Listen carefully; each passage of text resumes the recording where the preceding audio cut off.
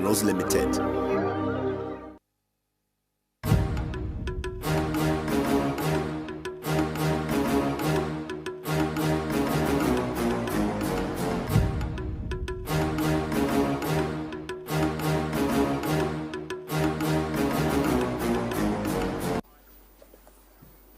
Good evening, Zambia. Thank you so much for joining us for this 6th edition of Costa. I'm your host. My name is Andrew Mwansa, sitting in for Costa Mwansa. Now, the Upnd won the 2021 general elections with a promise to deliver rapid economic recovery and restore the country's economic credibility on the global scene. The economic indicators have stabilized. Inflation has reduced from an average 20% in 2021 to 9.7% as at end of 2022. Within the first few weeks after assuming office, President Hakainde Hichilema managed to get a staff-level agreement with the IMF, which was crucial for its debt negotiation strategy. The government's ambitious reform program, supported by the IMF, seeks to restore fiscal debt sustainability, create fiscal space for much-needed social spending, and strengthen economic governance and transparency. Last month, members of the opposition delivered a memorandum of demand to the United States Embassy, calling for the release of information on 3 separate agreements that have raised concerns among Zambian stakeholders. Among the 3 agreements is a staff-level agreement reached between the International Monetary Fund and the Zambian authorities on December 6th, 2021, which provided a financial bailout package of $1.3 billion to the country over a 3-year period.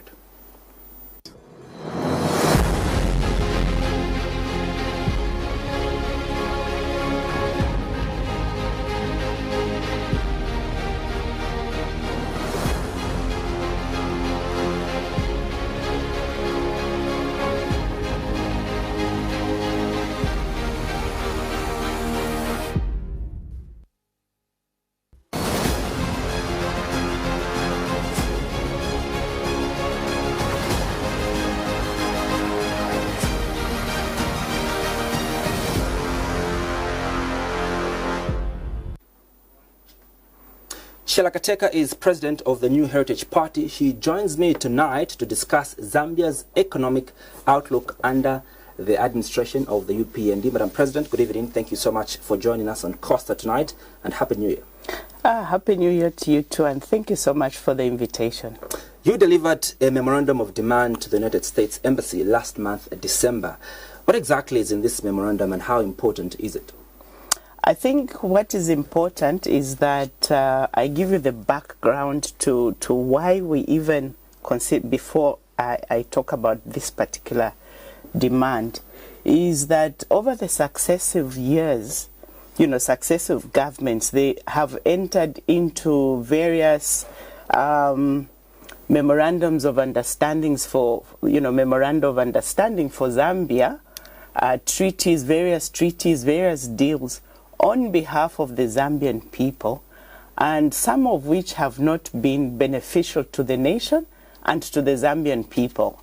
I think you will recall that even the situation of the high debt that we find ourselves in is because of the lack of transparency that governs this area. So when governments enter into these treaties, they don't consult the people. They don't even let them know what is in there, in spite of the fact that those treaties are going to affect and impact us and our children and our children's children.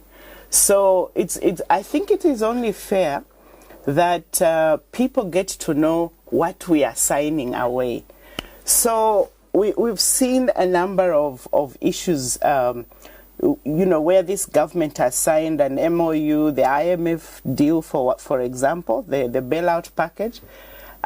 There's also the AFRICOM MOU that was signed, as well as the one relating to the battery plant that they intend to do. So a number of us were were of the view, as opposition parties, we were of the view that it's important that we have a clear understanding of exactly what our government is getting the country into. So as New Heritage Party, and I understand that is the case with other parties, when we have written to the president before, we haven't even had an acknowledgement of receipt of our communication. They don't bother, responding, or even to say, oh, we've received this, we'll get back to you. Nothing. It's just quiet. So for us to continue asking the president and his government and saying, look, can you tell us what's in this? And then they don't respond. We felt it prudent that we approach the United States Embassy. And so we wrote to them asking them to share with us copies of the MOUs so that we could study the content and know exactly what the implications are for the nation and for Zambians. They have not yet responded, but we are going to make a follow-up since the ambassador is now back from his break. Well, you spoke of two very important things. Number one, that you've been writing to the president and yet you've not been getting feedback. When was the last time you wrote to the president, and what was it about? Okay, the last time we wrote to the president was sometimes last year, probably middle of last year, but we had written to him before that. Two issues. One of them was AFRICOM. On AFRICOM, we wrote to him and also expressed our concern with that and asked to know what was in that memorandum of understanding.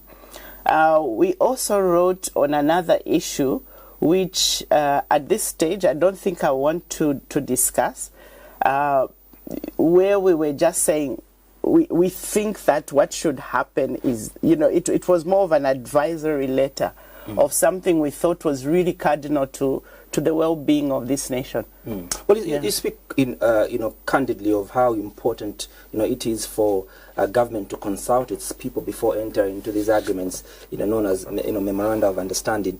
How do you want government really to consult, people?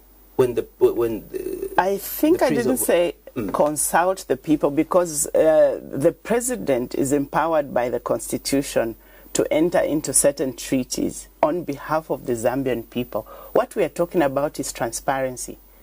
So it is possible to share information or the fine details of what has been entered into. Like I spoke about the fact that in previous times we've gone into all sorts of agreements. We sign away things, and people don't even know what arrangements have been put in place concerning the Zambian people. So the transparency is very important, because then we'll know when we see certain things happening, we understand we are speaking from a position of knowledge and not just a position of lack of knowledge where you don't understand. Sometimes you can say something, can't you? They have already signed away something. So what we are asking for is transparency. Can we know what is in this memoranda of understanding? Is it lack of trust that you have for government to make right decisions for the Zambian people? Or perhaps it's just the intuition that you have to want to know what generally about? Generally, I think that Zambians have not had a very good run-in with our politicians. I'm a politician, but generally, as politicians, we have not been fair to the Zambian people, I think. But particularly at this time, there is a lack of trust. Why do I say so? When you look at the current government and the treaties they've been making, which we have talked about, we've discussed this issue and said, look, you are going this way, we've always been this way, why are we now doing this? So there's that, I think you remember when the president was last in the States, and one of the senators made a comment that, this is a good guy, he's on our side, so to speak.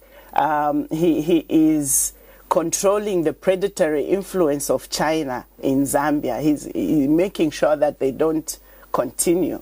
That tells you a story. Okay, now, you've got to look at where we are as a nation.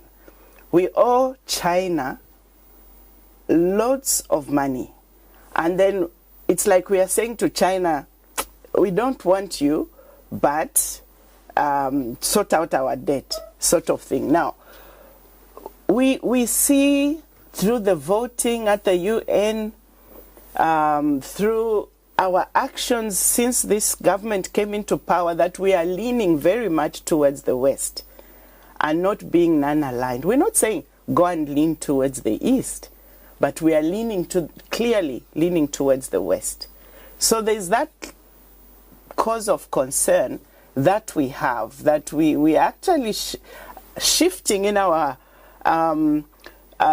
foreign policy, for example, which is being done arbitrarily, when as a country we have not been doing that before. Well, you seem to be agitative, not just only you, but different presidents of different political parties. You seem so agitative of the fact that this current administration is leaning towards the West. I know for a fact that you've given some of the arguments that make you think that perhaps we are leaning towards the West. You speak of the fact that we, in our voting at the UN, we voted, for Ukraine, and all that. But do you think that is enough ground, really, to suggest a narrative that, we are taking the West as our best friends and we've neglected China? Okay, ask yourself the question: how many times has our president been to China since he became president? But he made a call. Sorry? He made a call to the president of China. Okay, how many times have we been to the West? To America, how many times have we been? Do we need to go to China? I think so. Here's somebody you owe so much money to. And you know what? There's what is called diplomacy. If I owe you money, the best thing for me to do is come and sit down with you, not make a phone call to you. No. I'll come and sit down with you and negotiate.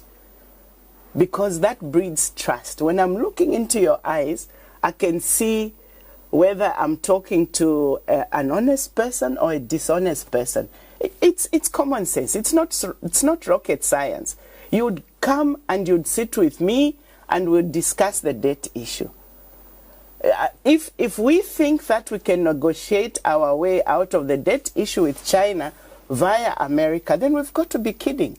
We've been to America so many times. Not once have we been to China. That's telling you a story. If you think that is not telling a story, then I don't know. Do you think there's animosity between China and Zambia in terms of our relations? With the arguments well, I'm very sure they are wondering what we are doing. I'm sure they are wondering what we are doing. I mean, anybody else would, they would really be surprised that here's somebody, they owe me a lot of money. They haven't even bothered to come and sit down with me and have this one-on-one conversation, but they keep going there to talk to that person. It means that there's something there. Do you know that the amounts we owe to China in relative terms, from their perspective, is minuscule? Small amount of money, it's pocket change, in relation to their economy. But would they be able to write it off? No, because the signal we've been sending to them is not user-friendly per se. So how do I, if I am the Chinese president, I go to my whosoever makes the decision, to the cabinet, and say, let's write off Zambia's debt? What would these people say? The argument, Madam President, is that when the president travels to the US and he meets the IMF, he's speaking to China because China has been represented. This is exactly what I am saying. We can't deal with China when we go directly to the States. Why can we not go directly to China? It's not wisdom to not engage your main creditor. So why have we not been able to travel to China? A trip. We are everywhere else but China. Maybe we don't have business with them at the moment. Really? And the debt? That's not business? Is the debt not what is holding us back in this situation? If we think that the debt is not important, then what are we doing? Look, China is one of the co-chairs of that debt restructuring committee. G25. So we think that that is not important? Of course it's important. Let's admit that on this one, we have messed up. We needed to go and speak to China. We need to make a trip to China. Is it too late now? I think that the best time to plant a tree was 50 years ago. The next best time is now. Do you see what I mean? If we didn't do it then, let's do it now. Let's do it now. Yes. Madam President, the IMF Managing Director, Kristalina Georgieva, was in the country last week, and she was very happy with the economic reforms that Zambia has currently embarked on. What kind of signal really does this send to our creditors, especially that we are now trying to negotiate with our creditors? But also, wasn't this the right time, for you as opposition political party members to speak, to the IMF boss while she was in Zambia? Okay, so let me make it very clear that there are two aspects to this IMF deal, okay? Two viewpoints, if you like. There are those who believe this is going to sort out our problems, this IMF deal. Then there are those who do not believe that this is the best way forward. So it depends on how you look at it, okay? So if we take the ones who feel this is the way to go, then it's supposed to send the right signal. Okay. The fact that the whole IMF MD was here is meant to send a signal that Zambia is important in the eyes of the IMF, and is meant to somewhat send the right signal to our creditors and reassure them that Zambia is receiving the right focus. Remember that we didn't just have the IMF. We had, MD, but we also had the U.S. Secretary to the Treasury at the same time. And whereby China has been painted as that one creditor that seems to be holding up everything and unlocking our debt restructuring process. There has been a very subliminal message being sent that China is the one that is messing up the soup, if you like. Is that one ingredient that is, where they want to make China feel guilty that they are the ones who are holding up about their role in this whole debt restructuring process. As New Heritage Party, we are of the view that Zambia, knowing that we owe China colossal amounts of money, could have done our politics better than we have done. To China, like I said before, this is peanuts, it's not much. But how do they even help us when we leave the negotiating of our situation to the U.S.? Do the U.S. have Zambia's interest at heart? We need to ask ourselves some very, very hard questions. When the U.S. come and they start, do they have our interests at heart? Why have we not made that trip to the East? Why have we made so many trips to the U.S.? When the Senator Risk made that statement, what message are we sending to China?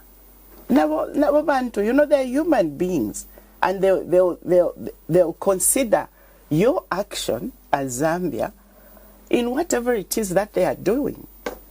So I'm very sure that if we were not so leaning so much to the West and we were just neutral, China would be more user-friendly.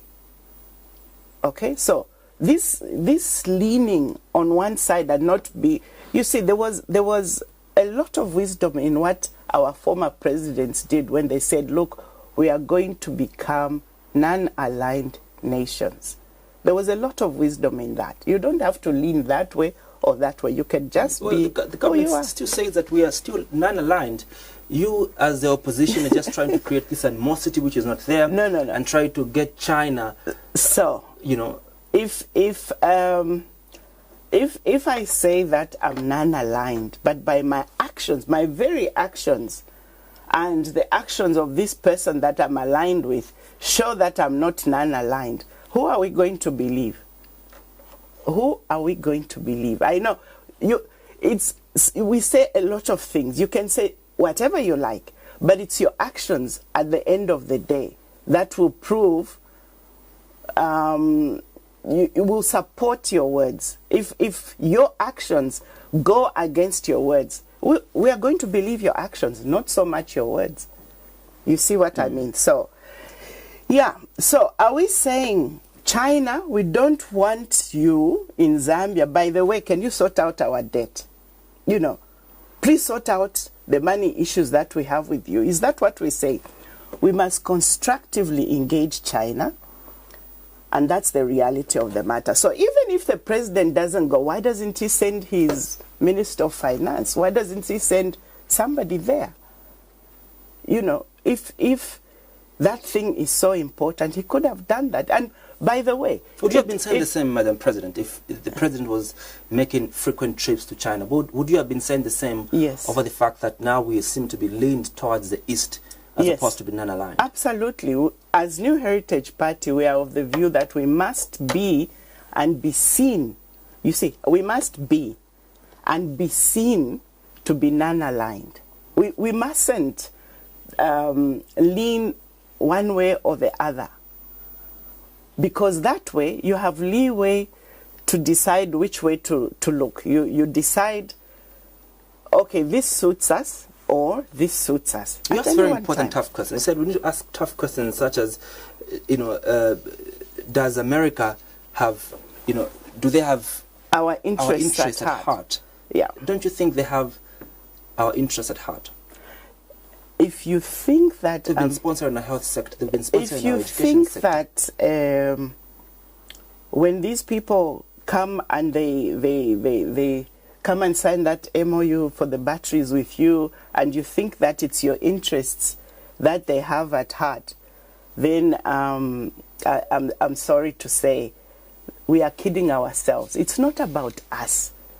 When you look at AFRICOM, go and read what the focus of why does AFRICOM exist.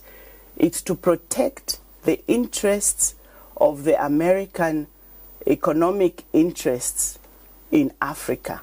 That's what it's there for.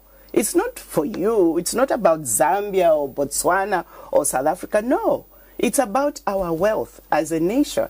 That's all it is.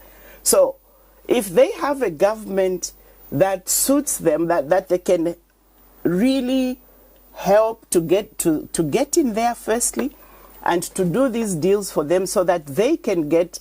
You see, what we've done by signing away the particular minerals we're talking about is we are blocking out China. There is an economic fight between China and the States. That's the first thing you've got to recognize. These people have an interest to look after their nation, so have the Chinese. So if they will only support you if it works well for them, and they will only support you if it works well for them. But they're not even supporting you. They're stepping on you so that they can get the advantage that they want to get. It's not about you. You say that there are two schools of thoughts when we're discussing the IMF. There are those who think that the IMF is a panacea to addressing Zambia's economic challenges. Which side do you stand on? Do you think the IMF really is a panacea to addressing our economic challenges, or perhaps not?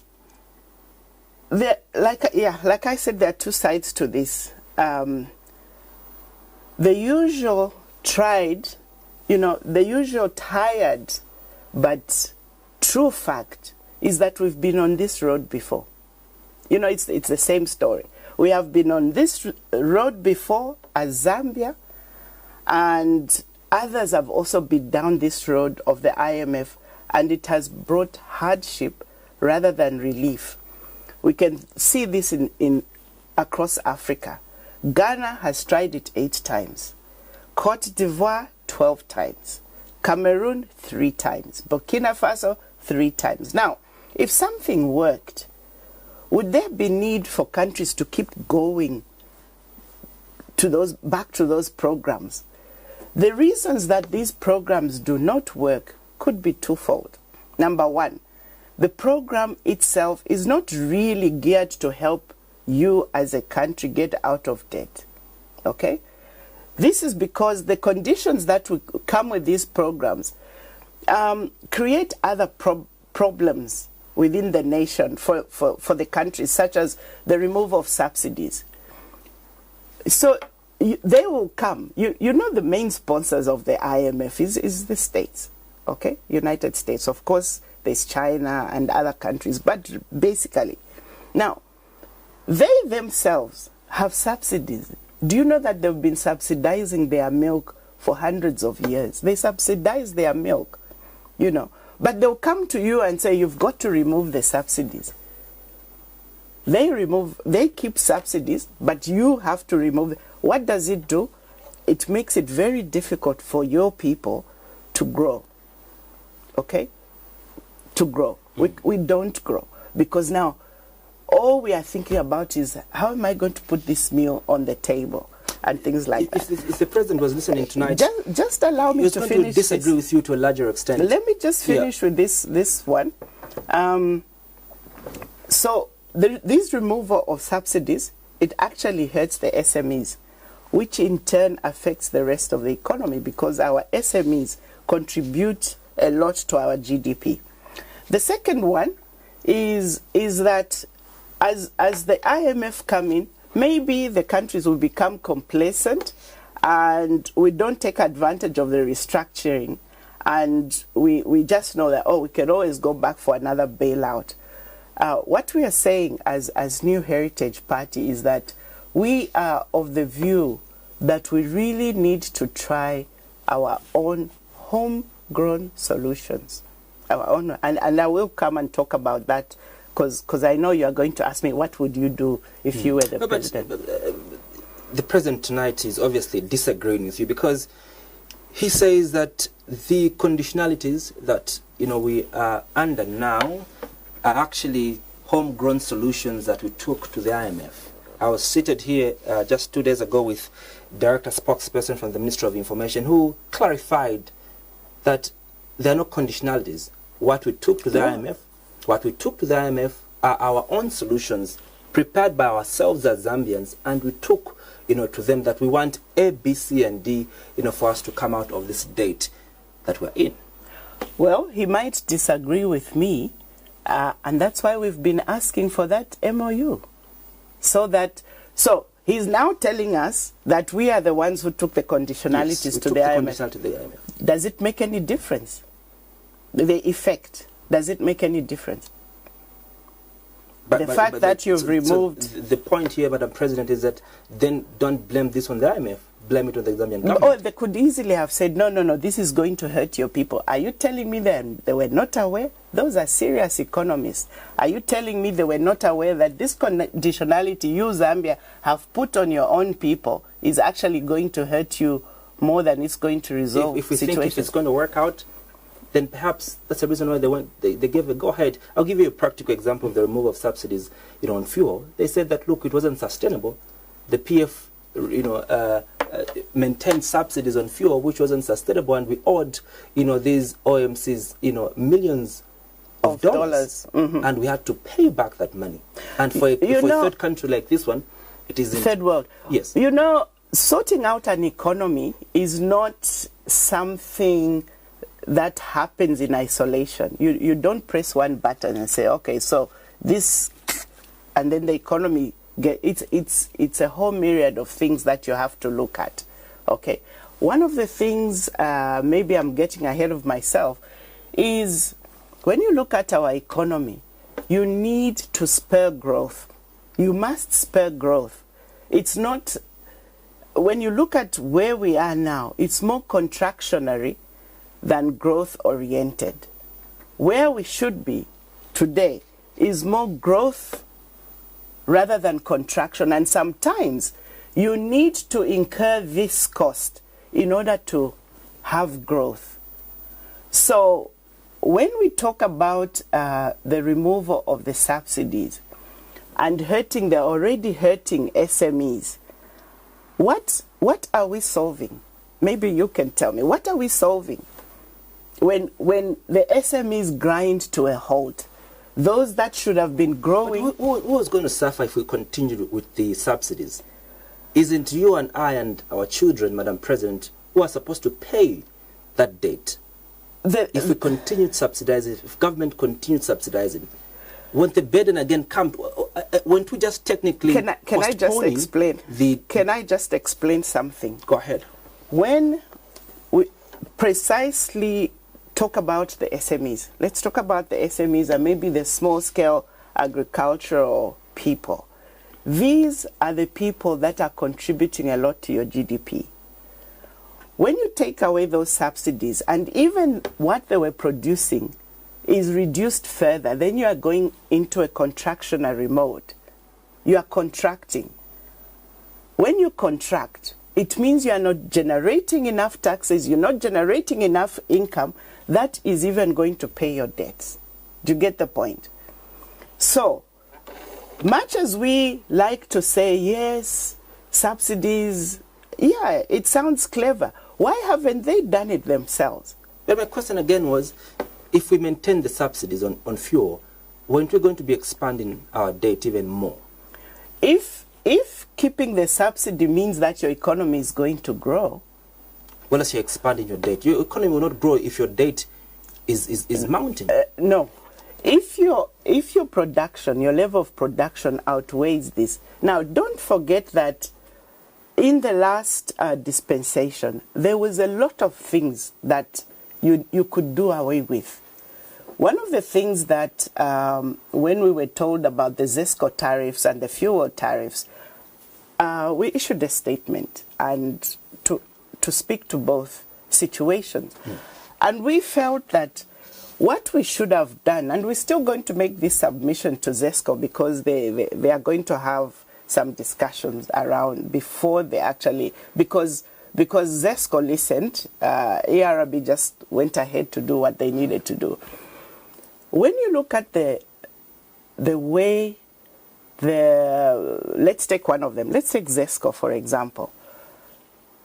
When you're doing costing for your tariff, if you know, in your house, we take into account what goes in there. It's the cost of transmission, it's the cost of distribution, it's the cost of the salaries and everything, the costing that goes in there. Now, you know that in this situation here, there were a lot of inefficiencies, and it's the same thing with the fuel sector, by the way. There were a lot of inefficiencies. I'm sure you remember the president breaking it down and saying, when I come, we'll remove this. So why not first remove the this first? Because what happens is that where you are paying 10 kwacha per unit of power, included in there was 5 units of inefficiencies. So when you say we've removed the subsidies or we are increasing the cost, are you increasing the cost from what it should be, which is from 5?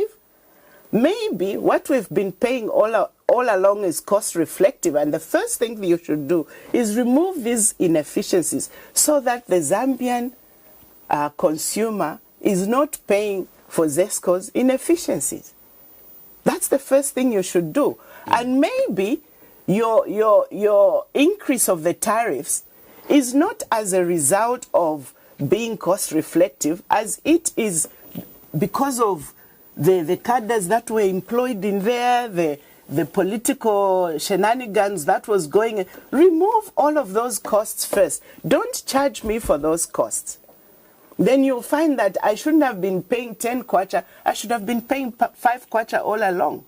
And that's the first thing that we should have done, both at ZESCO and at ERB. That's what we should have done. Remove the inefficiencies. Then we can talk. And be transparent about this whole process. Then we can talk. You don't just start, oh, we've removed it. So I move from 10 to 15 when quite a bit of that is the mess that is there. Let's remove the mess. Then we can talk. What do you make of, the way the new Dawn administration has been running this economy? We have noted reduced inflation, stabilized, exchange rate, but the cost of living still remains Sorry, just repeat high. that again. Reduced inflation, stable exchange rate, but the cost of living still remains high. What does the New Heritage Party make of how the new administration has run this country economically? Okay, so again, I like to put it this way. There are two ways of looking at it, and in a way you've married, you've indicated that inflation has gone down. We've got to interrogate why inflation has gone down. Inflation was at 24%. 24%, you're right. 24%, it's now at 9.5%. What made that inflation to go down is the fact that there is no liquidity in the economy. The simple definition of inflation is too much money chasing too few goods. Okay? Too much money chasing too few goods. But at the moment, when you look at our situation, there's very little money chasing a lot of goods. You see what I'm saying? So the reverse of that definition of inflation. And what happened when the UPND government came into government, they actually closed off some taps. So when people were supplying to government, they said, we have to audit you guys, all right? And we're not going to pay you until we've audited you. And so they didn't say, we'll audit this one. If this one is fine, then, we pay them. No, they just cut until they audit this group of people, because they felt, okay, they were dealing with the previous government, etc., etc. Now, the effect of that is that they cut out money from the liquidity that should have come to these suppliers. So you supply this table to government, and I don't get paid. I buy this table, so I lock money into this. Then I take it to government, hoping to get back the cost of this plus some markup, and I lose what I put in, and I lose that markup because I'm waiting to be audited. And that has, as far as I'm aware, I'm not sure that has been sorted out, or the audits are still going on. They're committing to sort out as soon as possible. 16 months later. But what that means is that the money that should have flown into the economy hasn't. It's locked up somewhere. So the liquidity is tight. So it doesn't matter where you go. Let me bring it down to the basic person. And I go to cut my hair, probably where you cut your hair. And I asked this guy, how's business? And he tells me, abantu tabalaisa madam. Bambina batampana rasta. Because they don't cut their hair as much as they used to cut. Because they don't have the money that they used to have. You can go to any SME and you'll find that they are doing less business, turning over less than was the case before. Okay? So that's why inflation went down. Okay? So now, when you look at it and say, oh, if you're just looking at the macroeconomic indicators, you're going to say, oh, inflation has gone down, but it's not explaining to you why it has gone down. There is very little liquidity in the economy. Then let's look at, I think you said something about the foreign exchange rate has stabilized. It's at 19. I don't think that it's been inching. It's been going up. It has been going up. It has not stabilized. You know that. The foreign exchange has not stabilized. It has been trending upwards. Also, again, sorry, just to go back to the inflation. When inflation is down, generally, as you said yourself, you should begin to see the prices going down. Now, the effect of inflation means that the prices which were going up at this gradient, it was going up at this gradient, is now going up at this gradient. But if you go and speak to the Zambian on the street, that is not something they are not even understanding, because as far as they can see, everything is going up. Fuel is going up. Zesco will soon be going up. Transport is going up. The argument by the president is that if inflation was still at 24%, those prices would have tripled or something like that. Maybe. But because they But don't forget that they would also have had more money in the economy. Remember, I told you liquidity. There's no liquidity in the economy at the moment. So, as far as Zambians are concerned, they are not seeing that benefit that inflation has gone down. They're not seeing it. So I can say, because they'll talk about inflation. Go and speak to the real Zambians, Kanshi, and you'll find out what they are saying. Who's to blame, really? Because I think the president, in his last press briefing in December, mentioned that his government inherited a broken economy, which was shrinking at -2%, and the period between 2021 and 2022, what government was doing was cooling, the economy, so that it takes off, and now the economy is on a positive trajectory. Would we blame the UPND for the fixing that they're doing? The first thing that I want to say is to agree with the president that he did inherit a broken economy, and no one can argue with that. It's a very challenging task that he has before him. It's because the challenge is so great that the rest of us provide these checks and balances. If we sit back and wait until after 5 years and say, oh no, he has a 5-year mandate, and then we don't provide checks and balances, even if he fails, even we will be blamed. Like I keep saying, you need to understand that, let's say you are a builder, bricklayer person, and you have to build a house. You start from where? The foundation. So if I'm a fellow bricklayer, somebody who builds a house, and I look at your foundation and I see that you're not doing the right thing, should I just keep quiet until you finish building the building?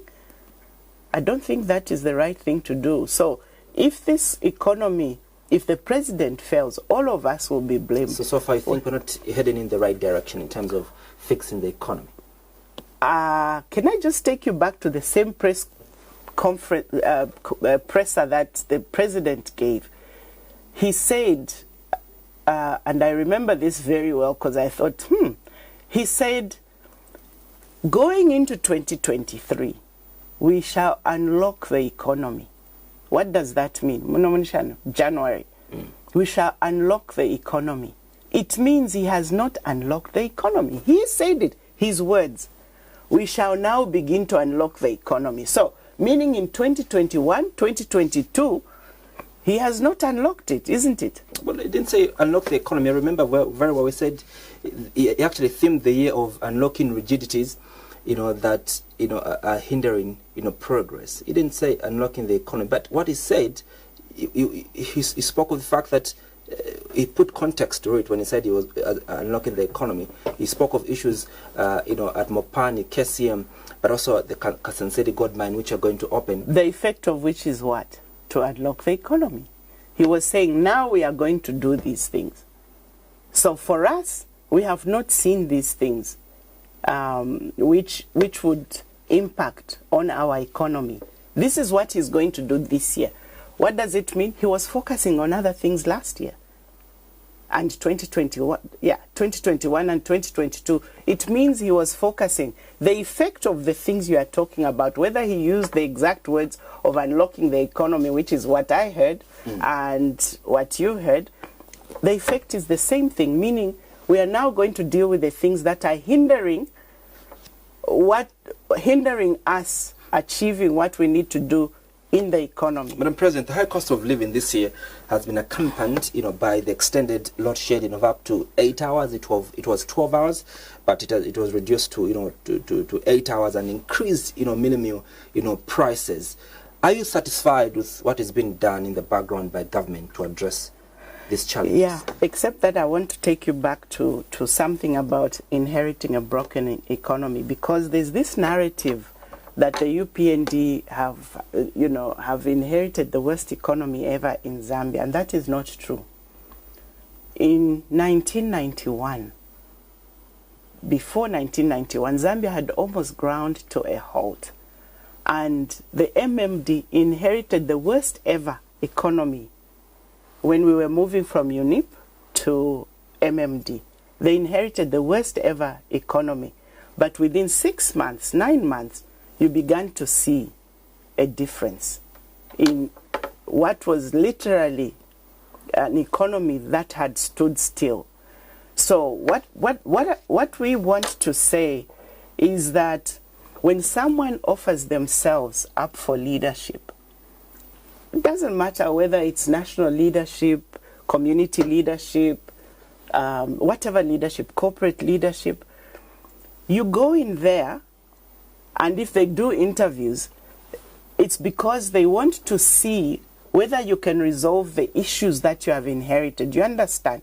You don't just say, I'll make my own problems, I'll resolve my own problems. It's not about that.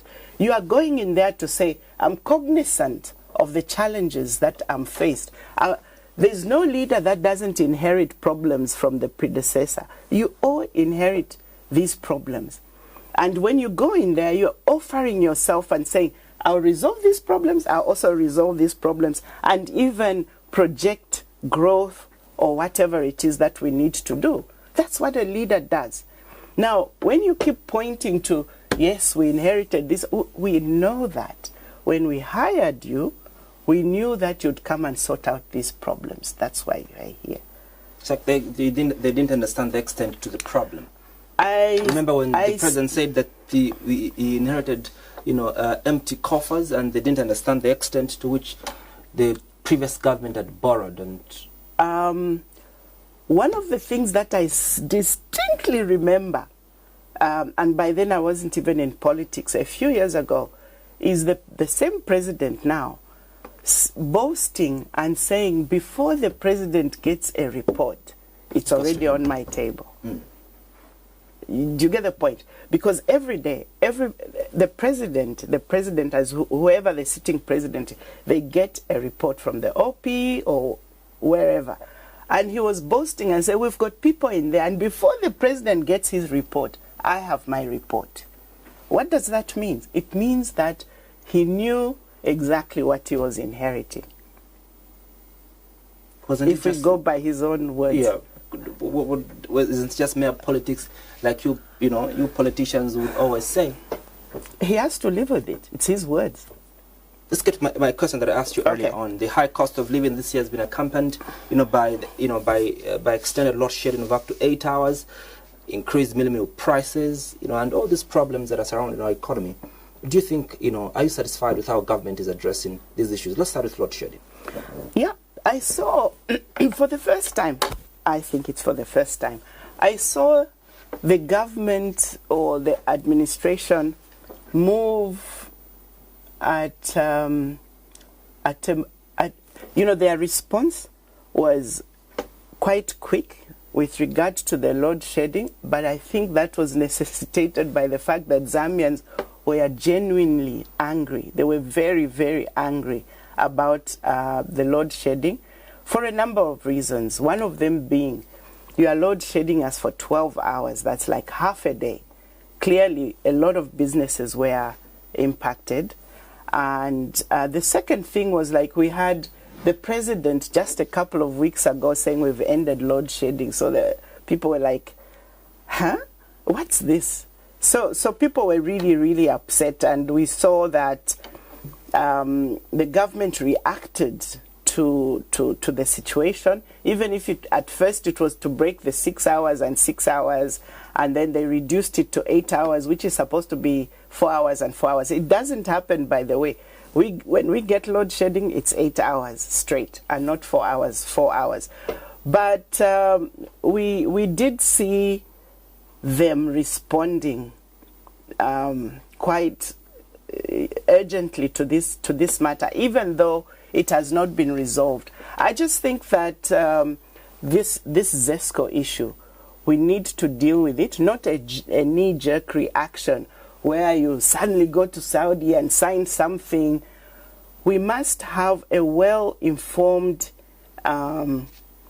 response, long-term, immediate, medium, and long-term response to this, so that you can clearly see that the ZESCO issue is, we are sitting on a gold mine. The whole region, South Africa, they have a lot of power cuts. Do you see what I mean? The whole region require power, and we have the capacity right now.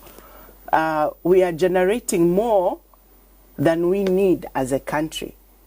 So why should we be having power cuts here? But we should generate enough even for the region.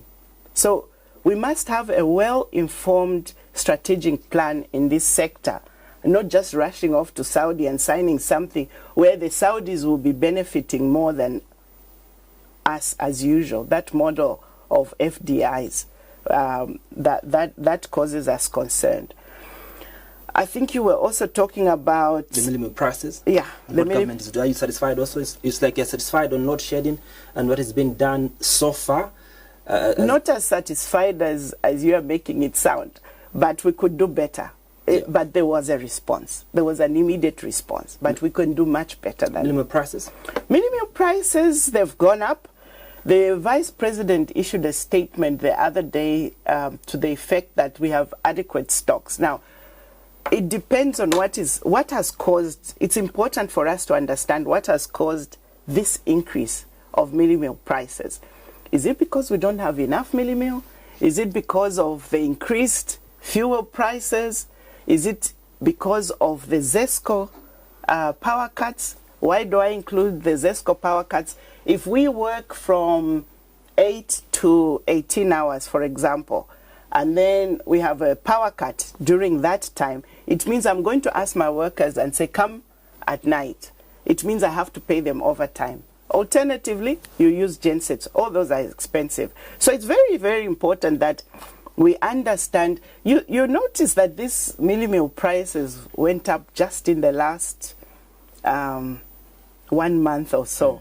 Suddenly, they really went up. So if the government can explain to us, what is it that has exactly caused this? The government, through the Minister of Agriculture, Ruben Mtolo, said there's been unscrupulous people that have been selling maize. The millers have been selling this commodity to the neighboring countries because of the hunger situation at a high price, neglecting the Zambian market. But also we've seen interventions that government has put in place so far, Madam President. One of them is FRA selling maize directly to millers. 250 metric tons of maize to the millers and on the market. And we are saying if the increase is because of this, of a lack of maize on the market, then we should begin to see the prices coming down. If it is the fuel and the ZESCO issue, then we won't see much of a difference. Do you see what I mean? Because you cannot not factor in the fuel as well as the power situation, because you have to take those into account. We've always had unscrupulous business people who will. So again, as with the power situation, we are sitting on a gold mine. Zambia has got the potential to grow so much maize. And that's what we should be focused. We should focus a lot on the agricultural sector, because then you grow enough for yourselves and you grow enough for exports, and then you are cutting out this put-in system so that these unscrupulous middlemen can be cut out. These are things that have been happening for years. Yeah. But these are the things that we should be looking at. There was a statement on Thursday by the Millers Association of Zambia that by the coming week we should be buying, millimil now at about 165 to 170, because FRA has moved in to begin to sell, maize directly to millers. But Madam President Hakainde Hichilema argues that his trips have brought economic benefits to Zambia, and that he continues to build economic diplomacy while addressing local rigidities that hamper the country's economic transformation. What is the view of the New Heritage Party on the travels or the trips the president has been making? Just this month he's made 3 trips that he said are very important. The first trip he made was to Angola, then he went to Abu Dhabi, then 3 days ago he was in Senegal. Yes, and on Monday he's in one of these countries in southern region. Makes 4 just this month. Yeah. Well, the president has undertaken these trips with some MOUs signed, the benefits of which are yet to actualize. Okay? They've signed them, but we haven't actualized them. The deals we've entered into, FDIs are beneficial, foreign direct investments. They are beneficial to the country. But we are of the view that we are getting this the wrong way around. FDIs should be not our core as a nation. We should be looking at other things as a nation. FDIs should be just the dionkos on top, if you see what I mean. You see, an investor is just that, an investor. They bring in money, they make money, and they take out their money. That money doesn't... So, to some we might sound negative, which is fine, but the point is this. We've been doing certain models of business, whether it's mining or whatever. You bring these foreign direct investors. You get a little bit of tax out of them. You get a little bit of salaries out of them. You get a little bit of suppliers, out of them. What else have I said? So salaries, tax, suppliers. Yes, and maintenance. A little bit of maintenance for the business that they do. But everything else goes with very, very little benefit to Zambia. We've been doing this model for years. It means the time has come for us to rethink the way we do things. I don't know if you remember when Zambia used to run ZCCM a long time ago, and they said, there was a report that said ZCCM was a really well-run parastatal in Africa, our ZCCM. I don't know where we missed it up. But as Zambians, we have grown. You can have a Diamond TV now, and you're running it well. You've grown. You were small at a certain time, but you've grown it. You are managing it well. Do you see what I mean? Why do we look down on ourselves? Just because these people help to put you into government, and the reason they put you into government is because you are going to help them to get these minerals. And then you start to sing the song that Zambians can't do anything. We need to understand. What are you referring to when you say these people put you into government? Whoever you are, even if it's you, whoever you are, if people put you into government, and because they want your minerals, and then you start to sing a song that puts down your own people, we can't manage this, we can't manage that. Why can't we manage? Very too low. Do you understand? There has to come a time when Zambians need to take hold of their own economy, which is where New Heritage Party is coming from. We are saying the time has come when Zambians need to get their third leg of independence. We had our political independence, we had our democracy, consider that a form of independence because we were really, But without this third leg of independence, where we are saying Zambians need to take charge of the economy, of our own economy. We need to own our land. We need to own the wealth and to manage it as well. If we don't do that, we'll just be going around and very pleased that somebody has come to put in a $20 million when we've got billions worth of dollars down there. If we can change the model, we can change the way we think and begin to do things for Zambia. That's why at New Heritage, we keep saying that the only promise we make is to safeguard the wealth of this nation for the Zambians. Speaking about early on, you spoke of the fact that we need to be looking at long-term solutions to address the energy deficit in our country.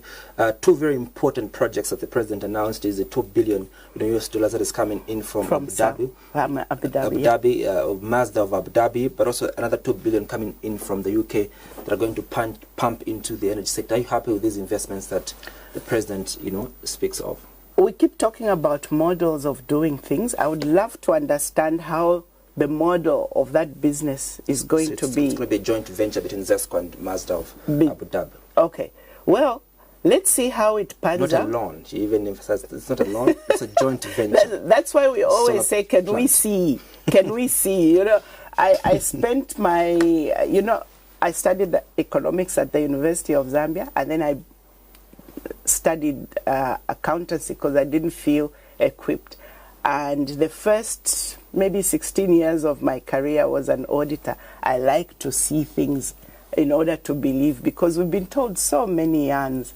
So we need to understand that model before we will be satisfied and say, yeah. So in the meantime, it doesn't move anything?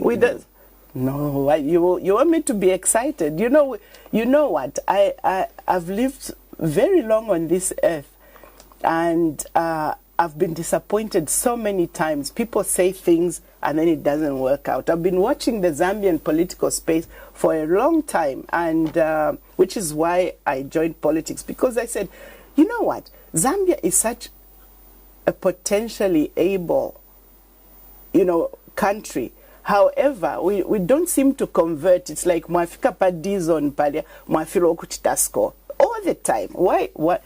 Do you know what I'm saying? So something comes, oh yeah, now salvation has come, and then it doesn't happen. So for me, I would like to see what model. You don't feel the feeling of being in the Champions League, Madam President? No. I definitely, I can't lie to you. I don't feel. Listen, going into 2023, I don't like to be a prophetess of doom, but when you are going along the Zambezi River, right? Yeah. We are in Livingstone, by the way, that part of the Zambezi River, and you are in this powerful motorboat, going towards the Vic Falls. At a certain point, you can say, "Oh, let's stop," and you turn off. But if you don't, and you keep going along that trajectory, the current will be so strong, no matter how strong your motorboat is, unless somebody throws you a lifeline, you have no way of coming out of that, and you will go over the Vic Falls. Going into 2023, I'm not too sure that I'm seeing that lifeline that's going to change things for us. I'm not saying there's nothing.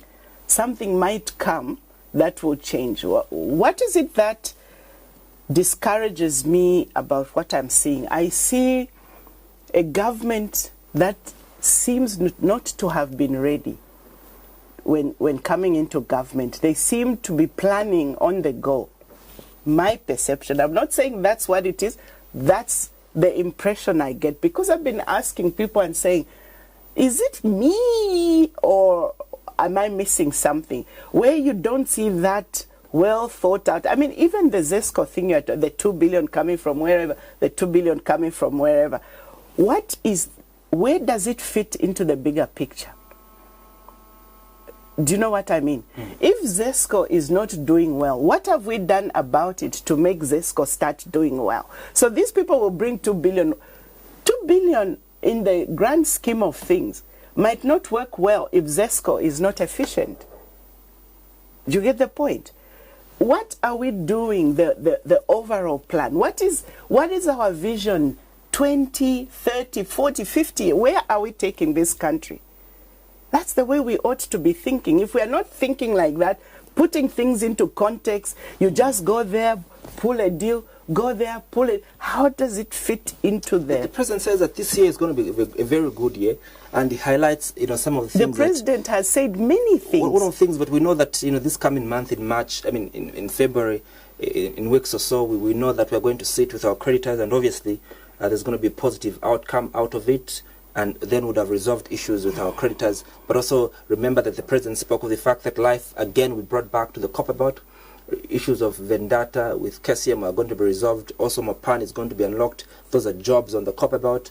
Kasanseli Godman, according to him, he says it's going to open up now, and investors are coming in. With all these,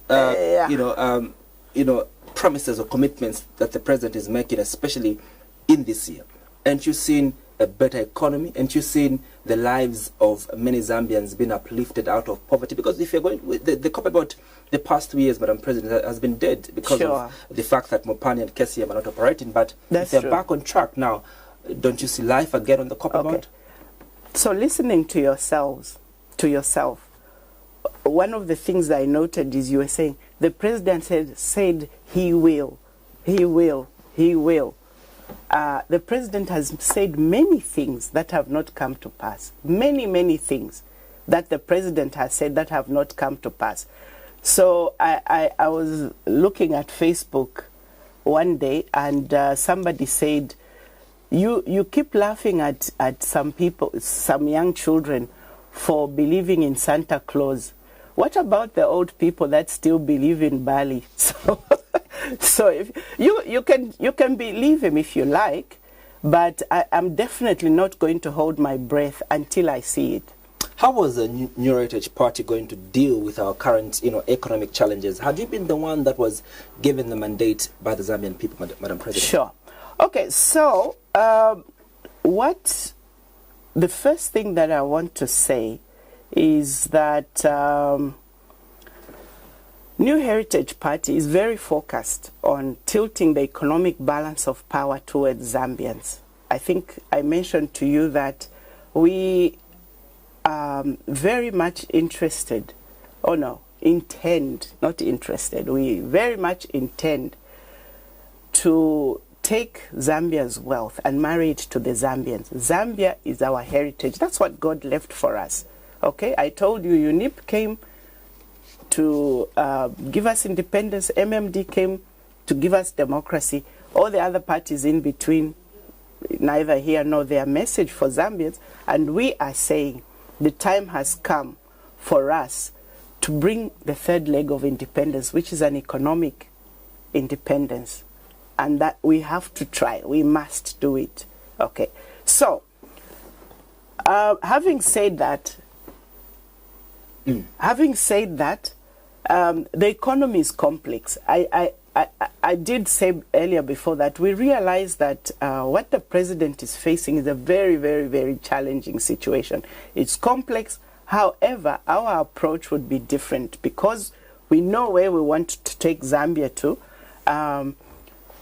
Now, the first thing we would do is to gear up this economy for growth, not contraction, but for growth.